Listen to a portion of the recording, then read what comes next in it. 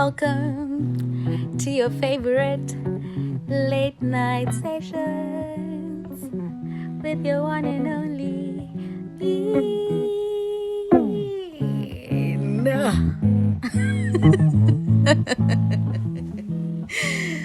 Welcome to your favorite late night sessions, guys. This is Inkomo Baba by the great Anelisa Phewa. Enjoy.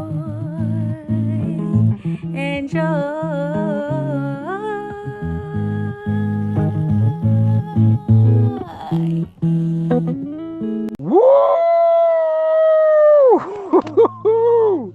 Oh my, that is very, very cool. That is, you're so naughty. That was very, very cool. I love that. Woo! You sing so well. Oh, dude, we should do something. We should work on that a little bit some more. If that makes any sense, a little bit some more. There goes all my university English. But anyway, I love it. I love it. No man, I try. Yeah, just for shits and giggles. Anyway, guys, today we are joined by, you already know, Mr. Anelisa Phewa. Thank you so much for being with us today, and welcome to the late night sessions with the girl Bean. Hey Nkosi, hey everyone, nice to be here. Thank you for having me. So, tell us a bit about yourself, whom Anelisa Phewa is, what you're all about, what you're up to, and just a bite-sized nana of your biography, just to let us know what you're all about. Let's get to it. So my name is Anelisa Phewa. I am an artist best recognized as an actor in the South African theatre, film and television industry. I am a brother, I'm a son, I'm a father, I'm a musician, and I am an urban ninja. Urban ninja. Okay. Catchy title there, catchy title. So how long have you been on this journey? I mean, I've been following your journey for quite a while. I don't know. Maybe you can tell us how long you've been at it. That's a funny one. I do enjoy the urban ninja title. It's quite an interesting one. We can get into that a little bit later. But I've been around professionally for the past 15 years. I graduated in 2005 from UCT's drama department. I hold a Bachelor of Arts in Theatre and Performance, and since then, which was 2005, I've been around till now. So that has been quite a span of time. I can imagine you were still quite a baby when I was still doing my thing, depending on how old you are. So I guess I'm right. I've been following your journey for quite a while, since the beginning actually. And no, I'm not going to disclose my age. You didn't ask a lady her age. All right, I'm sorry. Forgive me for that. Moving swiftly along. So, I must really say, there's one role that you recently played that really put my love for your talent on the test, which was your role as Andile on Sugar. I mean, first of all, let's just put aside the fact that you slayed the role, to the T, but you also made it feel so damn real. Like, I was so emotional watching that, and it's just beautiful how what art can do, what kind of emotions art can bring up. But I can imagine the role of Andile on Sugar must have been super, super emotionally taxing for you to play, for you to portray. And yeah, do you want to tell us about it? How was that journey for you? How did you manage to unlock that character? How did you manage to portray him? And what was the journey like for you? And what do you wish your fans or the people that watch you all over the world draw from that character that you played, from those scenes from Sugar? Andile and Sugar, that was an interesting time.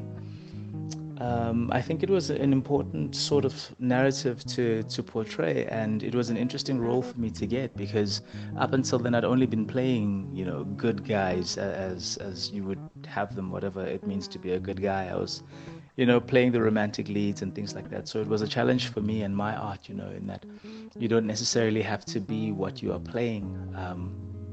because in this instance I had to believe in the greater narrative, and I had to play something that was as challenging for me, but it was also a true reflection of what is actually happening out there. And my tagline for Andile was not all that glitters is gold. And I thought that was important because, when you see someone who is good looking, who is successful, you get sort of pulled into that sphere, and Yeah. you find yourself in a situation before you realize that it's actually darker than you would have liked it to have been. So it was challenging for me to see whether I could bring all of my experience to that role, to impact and to make a difference, because you do need people who are strong to represent the truth, even if it is dark, and I feel like if my acting is a service, that was something that I brought to the table to bring across someone who felt like they were genuine, someone who felt like they could be trusted,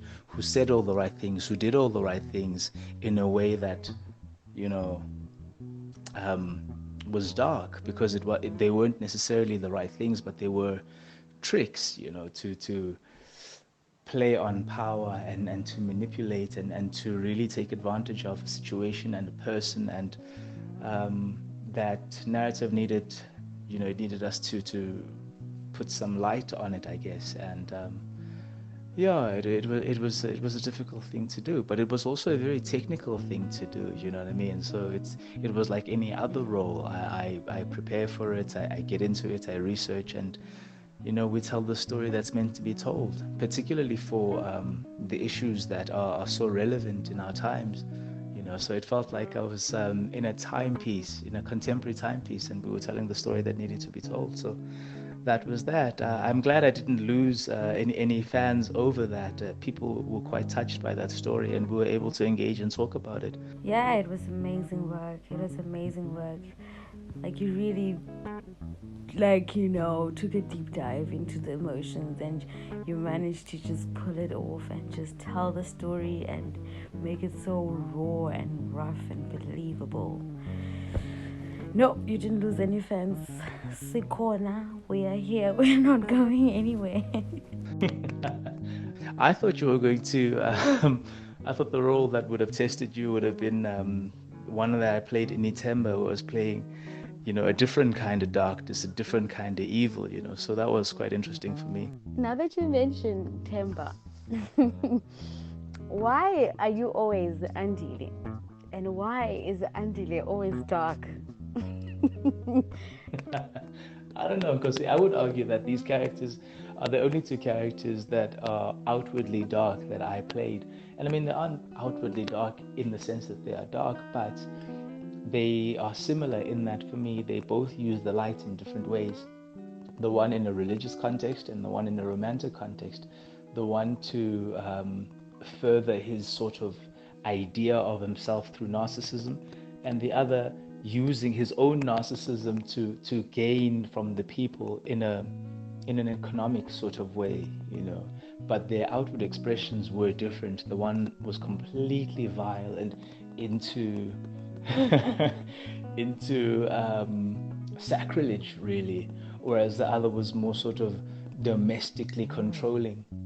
And there were different facets for me to play because they weren't similar in any way. They had different looks, different forms. I think Andile was Zulu, Tsiga was Xhosa. One was religious, one was just chauvinistic. And it was very interesting for me to see if I could navigate into those paths and still be a likable character, even though I'm working in the dark. Because I mean, the idea for me is that every character that I play must be likable, but must also not be likable, because people are like that. We're working with complexity, so that no matter what role I play, you must still have the element of enjoyment, because that's what we do at the end of the day. We play these parts to expose what is happening, but also to share our craft with you, especially for people who work on their craft as much as I do. I mean, I really believe that acting is a complex software kind of art that needs thorough investigation, but it's also so philosophical. So when you play these parts that challenge you, that play against the grain of who you are, they really bring about something interesting for the audience to enjoy and to test themselves. And I'm glad that, you know, these characters sort of show off my skill and my art, and they challenge you, but they also help you appreciate the work that I put in. So um, yeah, I mean, I think they're the two characters that sort of break the mold. Otherwise, I've generally played, you know, good guys or soft guys or guys who have, you know, less complexity than your average dark man. Something like that. Okay, I get it. I get it now. But you do always have interesting roles, eh? You do really always have interesting roles. For example, on Unmarried, you're out here playing Mr. Studio Girl. But you know what? Let's not dig deep into your roles because we're going to be here forever. Because they're just intriguing to watch and follow. And I could go on and on about that. Growing up, from boyhood entering manhood, who was that mentor or who were those important mentors who, you know, helped mold the man that you are today? And what are some of the earliest lessons about being a man did you learn at that time that you maybe even carry with you now till this day? I've always enjoyed Nelson Mandela. I just found him to be all kinds of things that I loved and respected about a man. Firstly, he was a man in a suit. He was eloquent. He was kind. He was philosophical. He was just outside of the box for someone who had suffered so much for so long. Um, he inspired me to no end. I mean, I was always fascinated by him, and I wondered what it would take to be someone like that. And you know, to have walked such a journey, to have experienced so much, to have met so many important people, and to have no outward reflection of hatred or vengeance or anything that is reflective of the suffering that he had incurred. So I was very inspired by him, and I had an opportunity to, I wouldn't say we met, but he put his hand on my head. There was an event when I was a child that my parents and I were at. They were all getting these awards, and I think he was getting an honorary doctorate or something at this award. For me, it might as well have been the Nobel Peace Prize, you know. And I sort of ran away from my parents at the sort of reception type thing, and lots of important people were around him, and I just sort of snuck between people's legs, and I got to him and I tugged at his legs, at his pants over there, and he sort of looked down, you know, and the others sort of frowningly looked at me, and he just looked at me, he smiled, and he put his hand on my head and he sort of brushed my hair, you know, and I don't know if he said anything because I ran away afterwards, but I'll remember that moment, you know, as something that was quite special, and I always looked up to him from the physical to the spiritual, I guess, you know. I found him to be really, really inspiring, and yeah, I appreciated that moment, and I thought maybe we could take something and work with it to become a better man, you know. Amazing. That's some great stuff. So, what does telling the truth in quotes mean to you? And how important is it to your sense of what it means to be a good man? In quotes too. I don't know the definition of a good man. I do not know what men value and, you know, place on a pedestal as qualities of being a good man. So, what does telling the truth mean to you, and how does that impact, or how is it important to your sense of being a good man? Yeah, that's um, that's a difficult one. Just because, well, I mean, the truth is simple, but every simple thing is complex, you know. For me as an artist, you know, we deal with the truth in many ways. A lot of people think that when you are acting, you are lying, but you have to investigate every truthful facet that is within you so that you can add to the narrative, because you are taking, you know, words and contexts that aren't real, and you have to recreate them in such a way that makes sense, because when you watch a piece, you often argue that, oh, I didn't like that piece, but you won't necessarily know why. And a lot of the time that's because it's not a truthful depiction of what you know is a representation of life. So truth is very important for me, and I love it because it's a representation of what has actually happened in earnest, or it's a reflection of what is currently happening in the world. And I resonate with the saying that says the truth will set you free, because it does. In many, many ways, it releases the burdens that we are faced with. If you have to keep something with you by either omitting the truth or by trying to alter the truth, at the end of the day, the maths of it is not going to add up, so it becomes a difficult thing. And in terms of a good man, I can only give you my approximation of what I think a good man is. And just off the bat, I would argue that a good man is someone who has values, someone who has a community of family and peers he respects and that he confides in. I would say he's someone who knows how to admit when he's wrong, someone who's willing to apologize, and someone who's willing to better his actions. He would be someone who thinks more than for himself, someone who's willing to use his gifts to stand up for what he believes in, someone who honors strength, who uses it to protect those who can't defend themselves. Those are just my ideas of what I think is a good man, and that's the idea that I try to sort of follow through or fall in line with. I'm not entirely sure what that is, but if I were to listen back to what I was saying over there, I wouldn't be surprised if I agree with what I just said. I think that's an important question, and I think the truth is important for me, and a man who speaks the truth for me is a good man, if we were to simplify it. I hope that makes sense. So, as a good man who tells the truth, what's your take on white lies?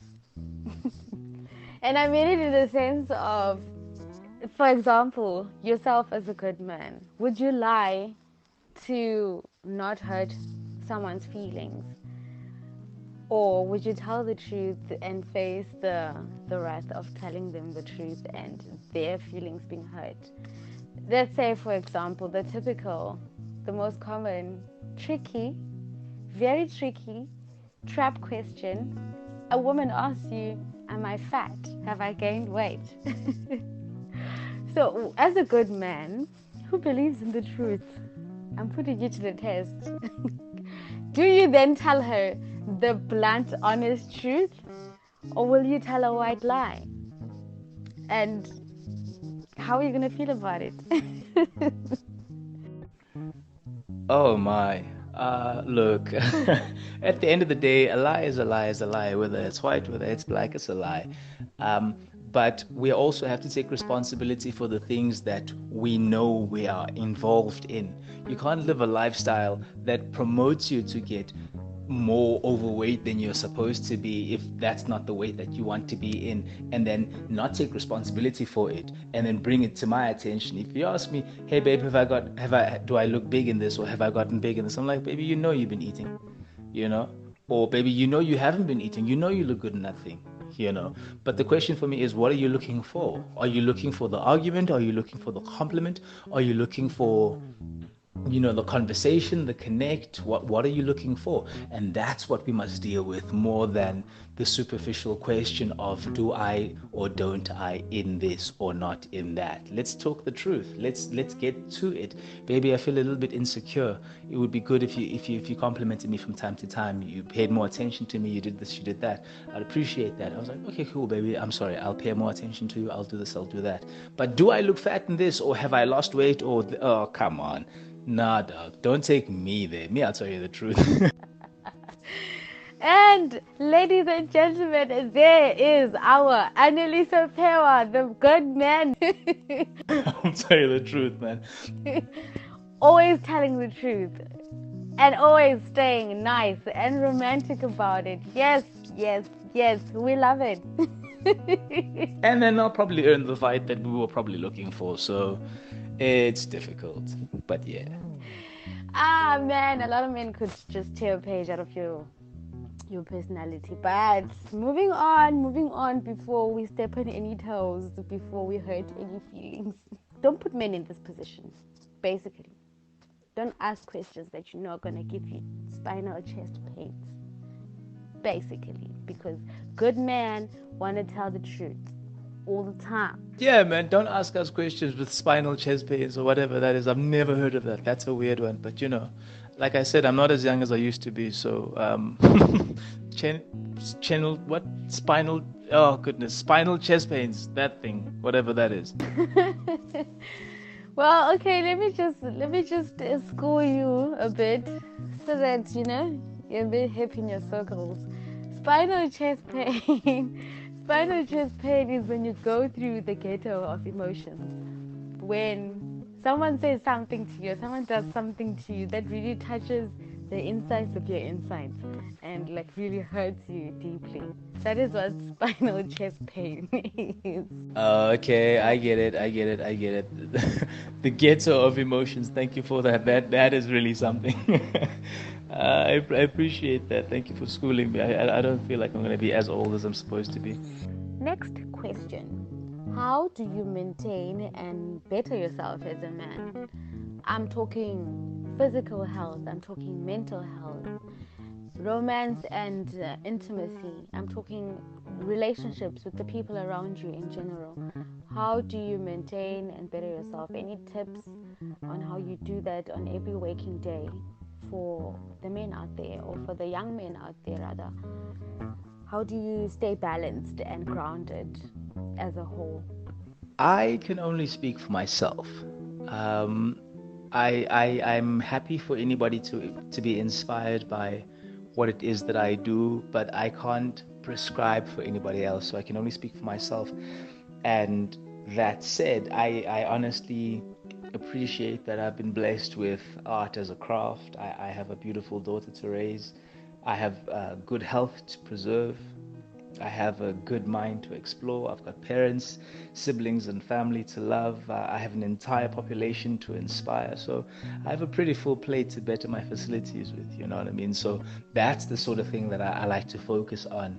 I'm a creative, so I write, I create, I engage with art, and I stay out of people's business. I deliberately stay away from Twitter because Twitter is that sort of vortex that pulls you into the things that are not your business. You know what I mean? Some people like to laugh, some people like to get touchy, some people like to, be more involved than they should be.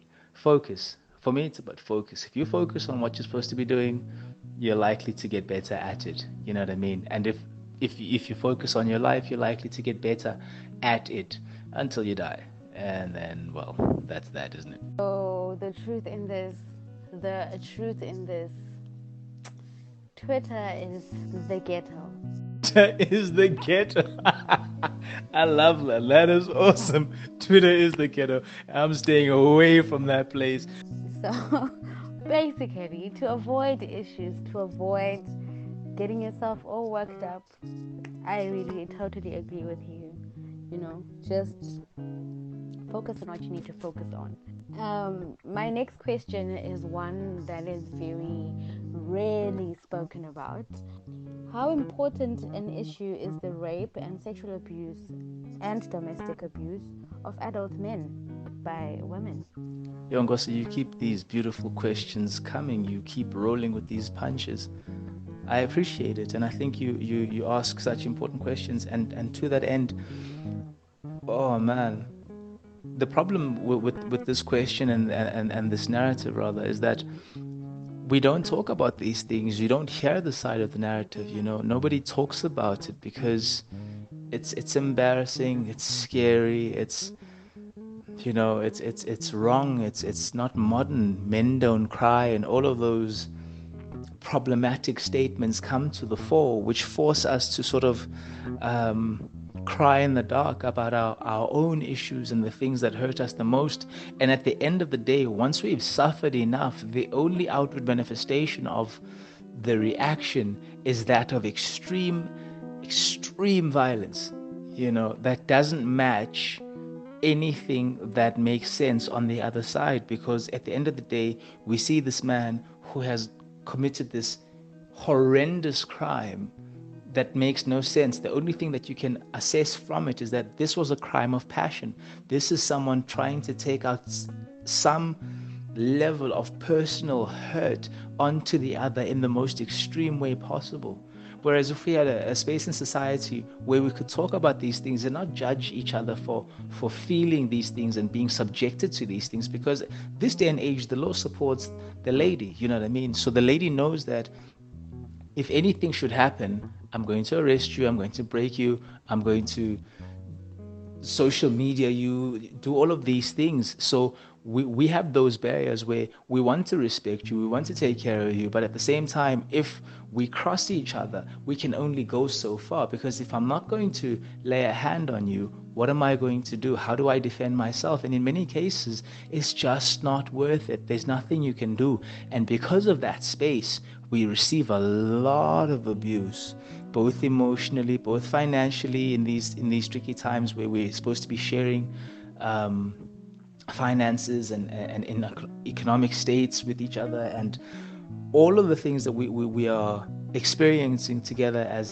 the masculine and the feminine. We struggle with these things, and the abuse, the violence, because also you have to understand that abuse has a long history, and that history is masculine.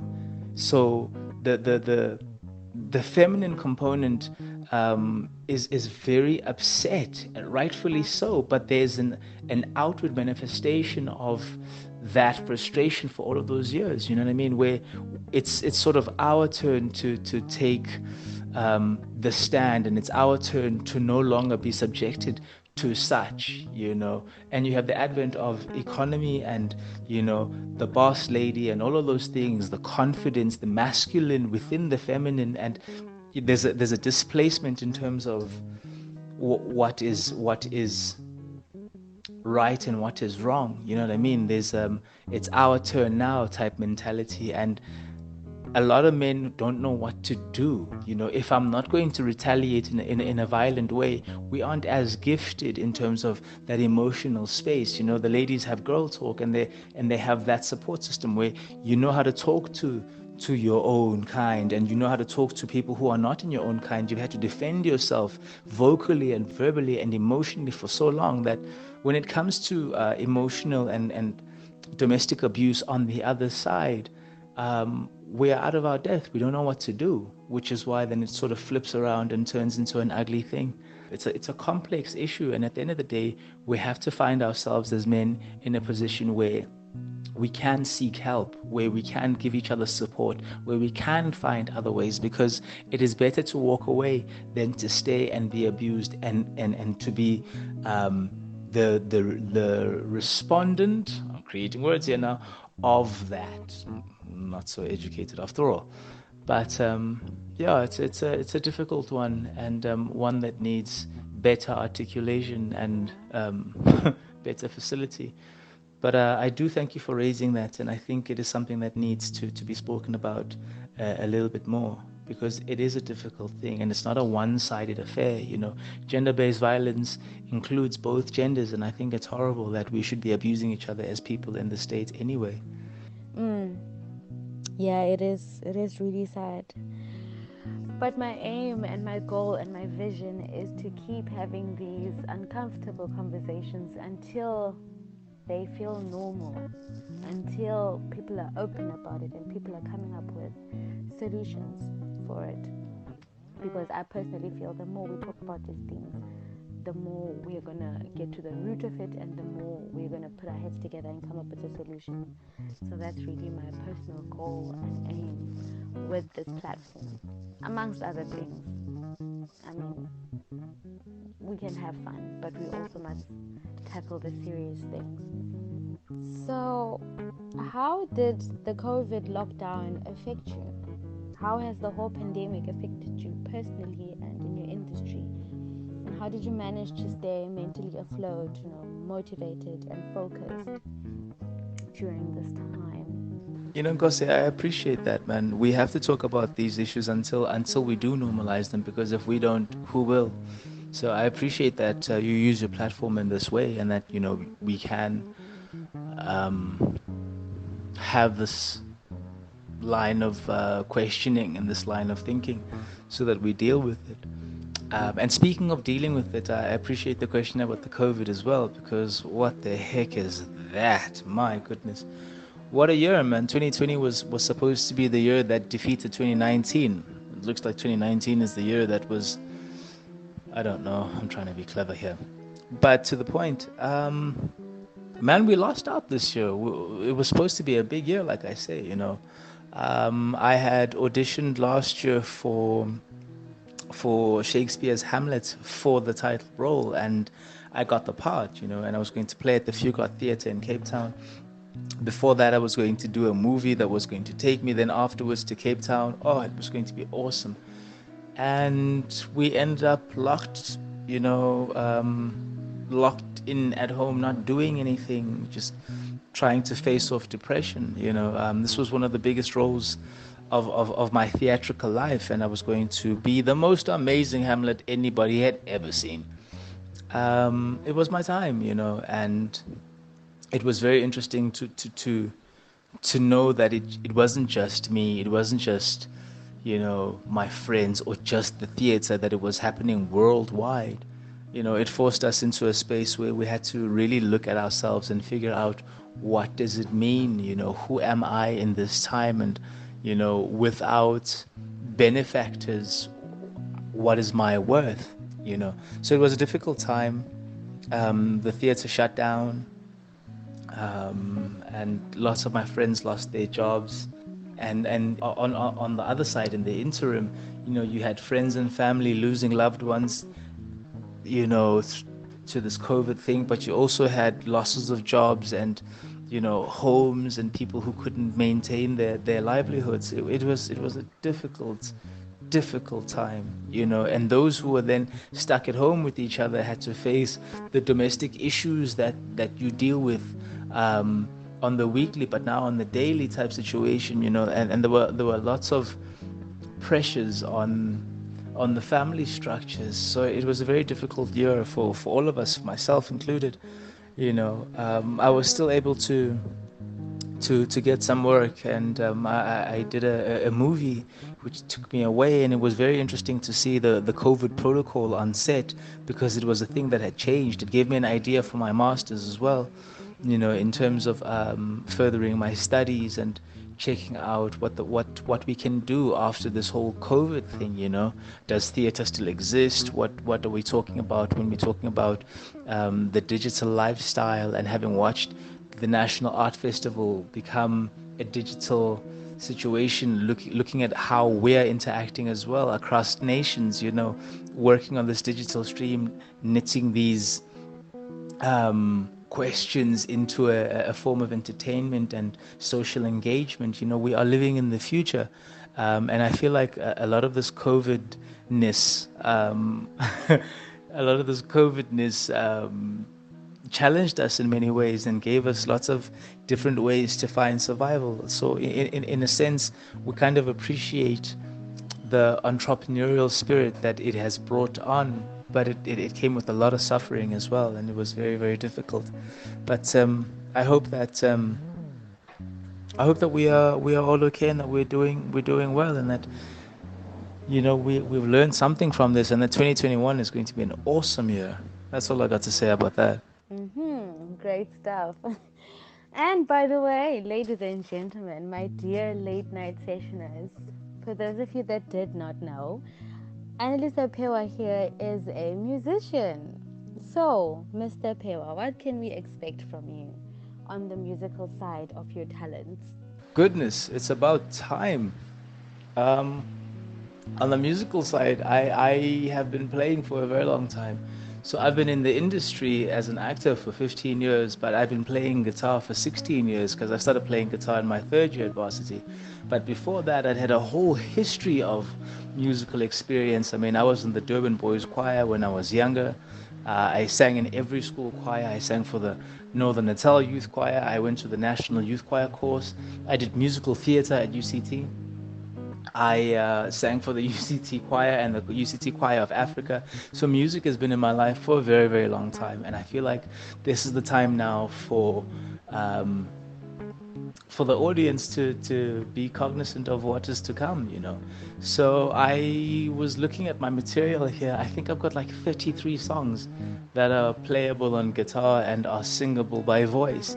And the guitar and the voice compete, you know. I have kept them separate, and I'm at the point now where I'm trying to bring them together and see how much of a collaboration they're willing to have with each other. So yeah, I have probably I won't do a double album. I don't think. I will release this music. I'll write some more music, and I'll release some more music. But I've got some samples of stuff on my Instagram, and I think we're trying to create a situation on the website where we either selling or playing or doing something. So yeah, let the people check out the website. It's anelisaphewa.com. It's a new thing, but we're doing lots of stuff with it. So hopefully everything that is not here will be there soon enough. So yeah, that's the whole music thing. And last but not least, what advice would you give to your younger self at the start of your career? And what advice do you maybe have for creatives out there who are looking to make their mark in the industry, who are building their craft and, you know, stepping into it? What's your advice for them? Okay, cool. So I would say for my younger self and anybody else who wanted to get into the industry or who wants to get into the industry, man, um, no, rather to my younger self. This is what I would have said to my younger self. Anybody can take what they take from that. I would have said to the young man, yo man, open an investment account, keep buying property. Don't only date pretty girls. That's not gonna do too much for you. Um, further your studies. Respect yourself enough to walk away. Always remember that. I think that's important. Keep your family close. Travel, definitely travel. Start a business. Read more, man, because what reading has done for us now in our late lives, man, you read more. What it does for your craft, for your thinking, for your social status. Oh goodness, read more, man. And remember that anything that starts out wrong will always end in the same way, man. So just look out for yourself. A lot of things are happening out there. Take care of yourself, take care of your health. Yeah, respect yourself. And I would say always do good, man. Always do good. You know, do your best, love yourself, take care, all of that good stuff. Yeah, this conversation has been everything and more. It has been so informative, so insightful, and so fun. It's been an honor getting to know the great Anelisa Phewa. Now we're going to move into the hot seat. It's time to spill some beans and let's jump right into it. If you go out to dinner with your non-famous friends, do you all split the bill or do you always have to pay? No ways. They always have to pay because I'm a broke ass artist. Yeah, I'm allowed to say it like that. I'm sorry if I wasn't, but no ways.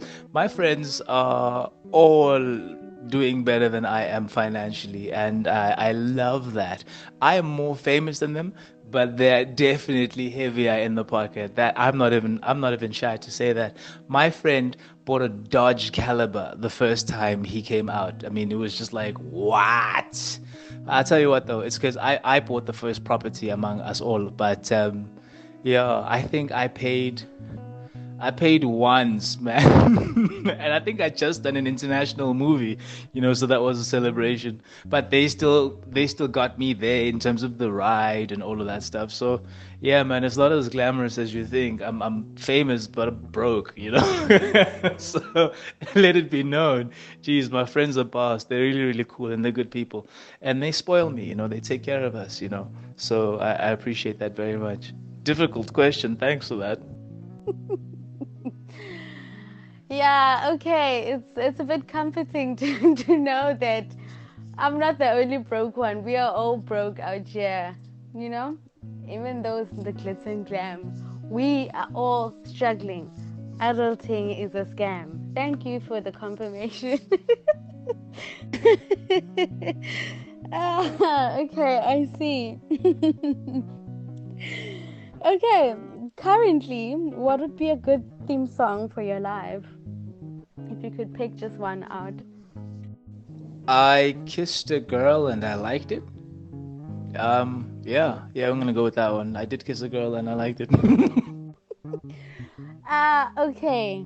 Theme song for your life. I kissed a girl and I like to by Katy Perry. Okay. Alright. What is something that you love that everyone else doesn't? I love sweeping like you cannot believe. I love sweeping so much that I created a martial arts animation on the concept where uh, sweeping is the martial art. It's sort of like a Jackie Chan kind of style thing. You can't steal it, nobody can because it's already done. And I'm a martial artist, right? So we literally developed the martial art from sweeping. I thought it might be cool to teach my daughter that. From the philosophy of what it means to sweep, watching what dust does, how it gathers, the philosophy of micro life like ants and all of the little things when you are dealing with dust and dirt and what cleanliness is and the interaction with um, water and surfaces and all that sort of thing. I appreciate cleaning very much. There's something very therapeutic and cleansing in the soul, and quite entertaining. I use sweeping as stretching. I use it as a breathing exercise. I use it as a meditation, and I use it to change the space. And I came up with the idea that if you sweep, you don't sweep for cleanliness. You sweep for the action. Trying to be Mr. Miyagi there or whatever. So I would argue that that's what I enjoy about that.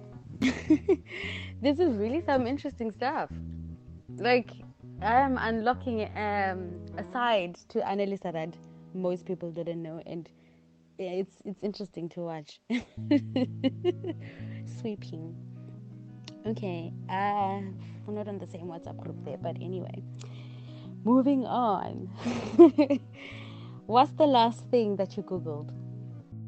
I wasn't being conceited. We've been working on the website a lot, so I kind of Googled myself to see what page I would pop up on Google. And I think when I last checked, we were on page 2 or something like that. Yeah, I think we're on page 2.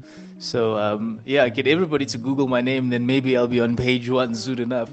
We've been trying to get our page to get optimized and to get some traction onto that whole thing. We've been trying to build a whole thing toward that. So yeah, the last thing I googled was my name. I almost said something funny, but I realized that's not the kind of show, so maybe it wasn't so funny, but I'll leave that alone altogether.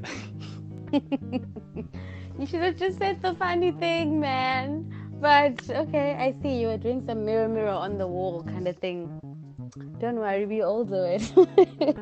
But I guess we will check out your website and we will give your website some traffic. So, yeah, you will soon be on page 1 top list. Next question. My partner gives the best. Dot dot dot. Please finish the statement for me. Definitely the best comebacks. She has the best comebacks that I've ever encountered in anybody who's ever had anything to say to me. I never win. There's no winning. So yeah, definitely the best comebacks, definitely the best looks, definitely the best kisses, definitely the best. It's not that kind of show. What's the strangest thing a fan has ever asked you or asked you to do? There was a guy who said to me, "Ach man, marry me, man. I love you so much. Marry me." And I said, "Hey man, listen, like, sorry, it's no, thank you very much. I have to go, auntie." No, it's a no for me. I'm sorry. Ah, yeah, man. I can imagine you go through the most, no, with fans. But I guess it's the life that chose you. Would you rather starve to death or eat human flesh for the rest of your life? Have to pass on that one. Um, it's weird. Um, Probably starve to death, but yeah, actually starve to death. Yeah, because people carry weird diseases, man, and it's weird. Can you imagine contracting a disease by default because you ate something that you shouldn't have? I don't know. Right? The last hot seat question for the night. Would you rather run over shattered glass to get away from a bomb or stick your genitalia into a turbine if you knew it would stop the bomb and save lives? Yeah, I want to hear this one, the good man in you. Everybody gonna die. Everybody gonna die. No ways am I sticking anything into any. Why must I die for everybody? No, we already have that narrative, and you can hear it every Sunday if you so wish. But I'm not the guy who's gonna die for everybody. I'm not gonna run over glass to save the. Come on, it's a bomb. Everybody gonna die. Everybody gonna die. So yeah, man. Truth be told, listen, that's what it is. Oh, wait, what happened? Wait, so everyone must die? No. But I'm with you on that one. Yeah. I mean, I love y'all, but I can't. Everybody gonna die. Everybody gonna die. Okay, that is it. Thank you so much. I'm so grateful. It's been amazing. Thank you so much for your time and your energy. I really appreciate having you on the show. Thank you so much. Ngozi, thank you for having me, man. You guys have been great. We covered some really important issues. We spoke about some really cool and crazy things. We had fun, and I hope we get to do it again. Thank you so much to everybody listening. I hope you guys also had a good time. And yeah, man, keep listening. Let's stay strong. Let's be family. Let's be a community. And yeah, holla at your girl and let her know what you think, and she'll tell me, and we'll keep doing the things that matter the most. We love you guys, and Ngozi, thank you so much again. Thank you so much, guys, for tuning into that lovely catch up session that we just had. I hope you guys really enjoyed that and had just as much fun as I did. And like I said, guys, do check out Anelisa's website in the description box and let's give him some traffic and get him on page one. The backtrack that was playing throughout this episode is Anelisa's track titled Starlight. And as usual, I'm not leaving you guys empty handed. I'm leaving you guys with Mandinaye by Sun El Musician featuring Ami Fako. Enjoy, stay blessed from your beat with the biggest love.